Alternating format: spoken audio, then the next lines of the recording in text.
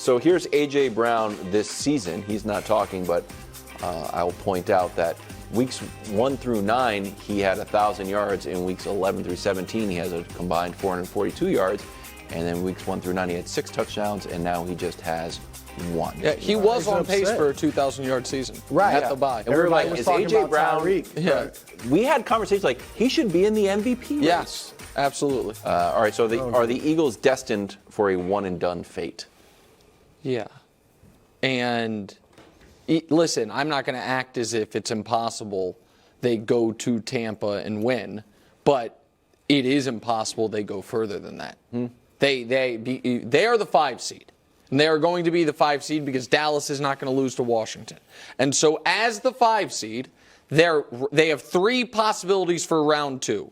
In Detroit, in Dallas, in San Francisco. That's it. There's no other no matter what, they're in one of those 3 places. Guess what? They get worked over by any of those 3 teams because they have a terrible defense. A terrible defense. So you're going to play Jared Goff in a dome? Good luck. Dak Prescott in a dome? Good luck. Or the Niners, who carved you up and might have broken you mentally a bit because that was kind of the tipping point of the season. That was when it changed. I think the brain drain coach is real for them and other teams, by the way. The Chiefs might be one of them. But I think the loss of both your coordinators is devastating. One of the things the Chiefs were lucky on is when they were going to all the Super Bowls prior to last year is no one would hire Bieniemy, so they didn't have to deal with a brain drain. But we've seen it happen with multiple teams, and Philly's dealing with it. And you let Drew Lock go 90 yards on you, and you let Kyler Murray do what he did, and that's the difference between you being the 1 seed right now and the 5, you're cooked. But you got to have,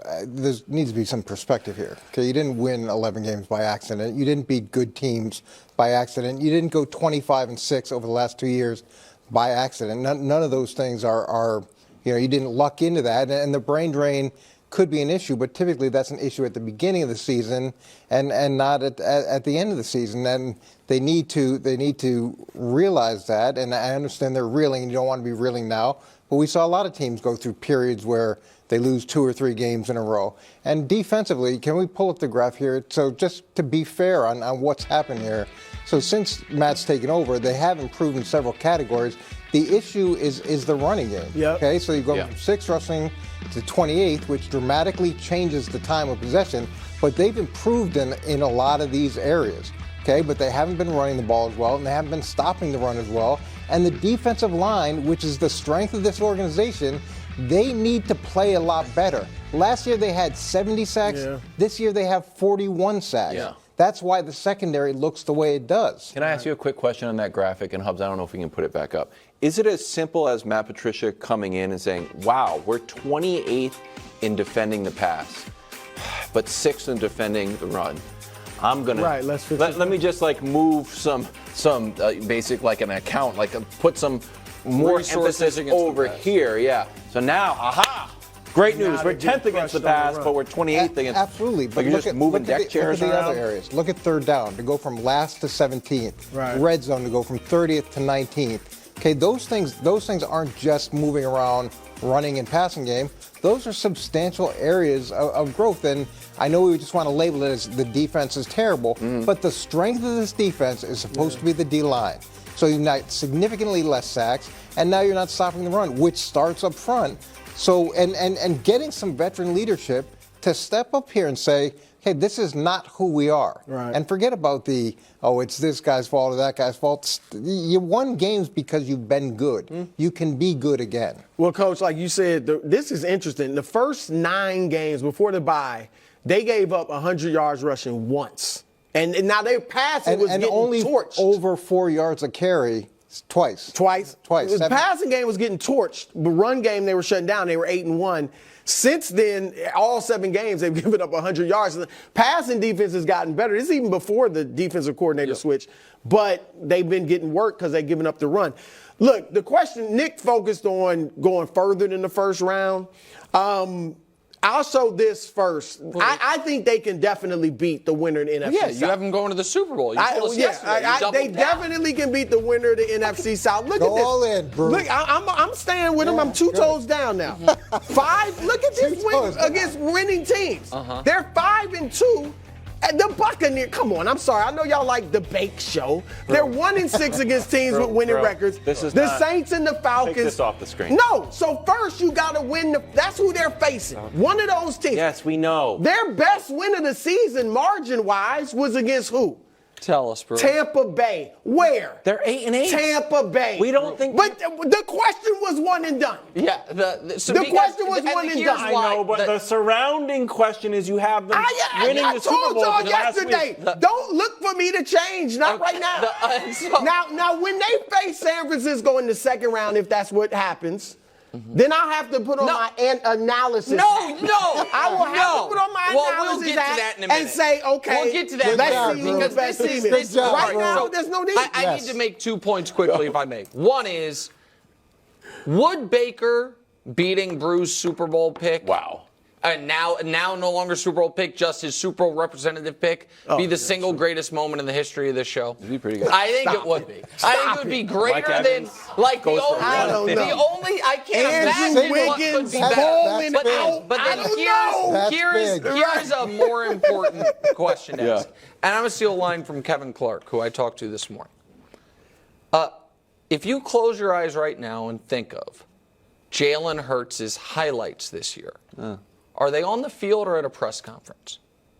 Has Jalen Hurts been are his most impressive moments this season behind a microphone?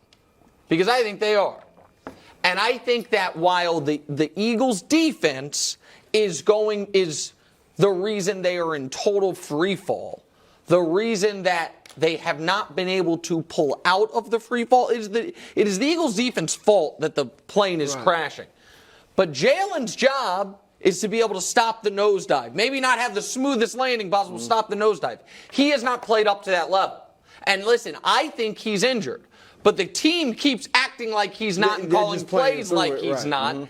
And so that's the other piece of this is their quarterback this season has looked much, much more like year 2 Jalen than year 3 Jalen, and they need. Which usually happens after you get a contract extension. Yep. Like the pressure, you don't typically play better. I mean, Lamar's a little bit of an aberration there, but typically there's a drawback. Yeah. Okay, both games are at 4:25, so a little scoreboard watching too, Doesn't Coach. seem quite as swaggery as a month ago. Well, okay. He yelled at the Chiefs. Here's what I say. That's not all. It's not all, but let's just be honest. The team rested last week.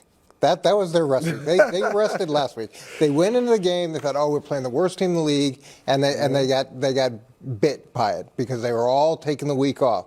So this isn't the time to rest. You'd be sick if Dallas goes in and loses the game, which they could. Yeah. That's a very Dallas type thing to do. True. And you're resting your guys.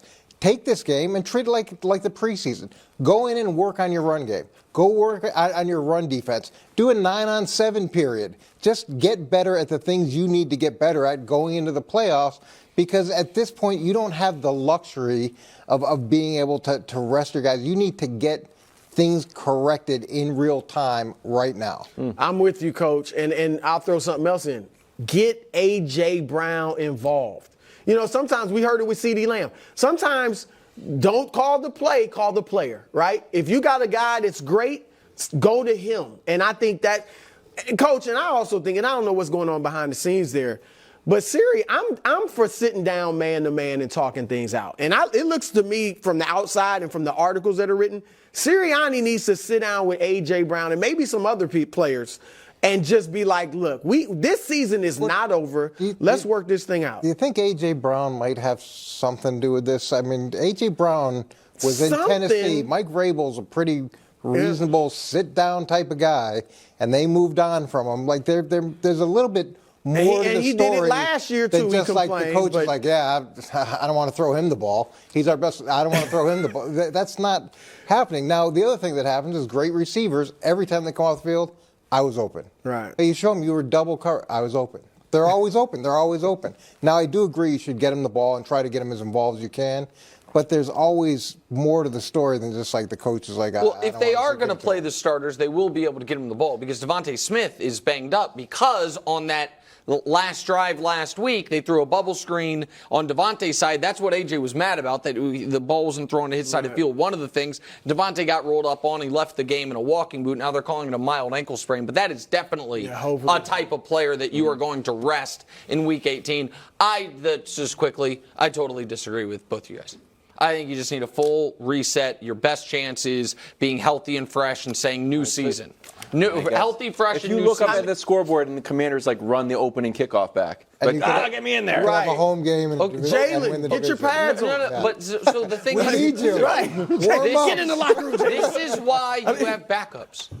First of all, hold on. You can only coach if Washington were to win. That's my point, Coach. Hold on, wait a second. You're going to agree with me here. You can only inactivate 7 guys. So you're going to be playing some starters either way. We're really talking about Jalen, AJ, a couple key defenders, because you don't have enough backups. You're supposed to be the best roster in the league. That's the Eagles' mantra, is they're the deepest, best roster in the league. Can they beat the Giants without Jalen Hurts? Of course they can. What happens is those backups who now become starters, who also play on special teams, that's how you get guys hurt too, is because now they're playing not only all the starter reps, they're playing the special teams reps, you don't have depth. I mean, you can it's a management issue. Yeah, they can sit Jalen. They just got to try to win.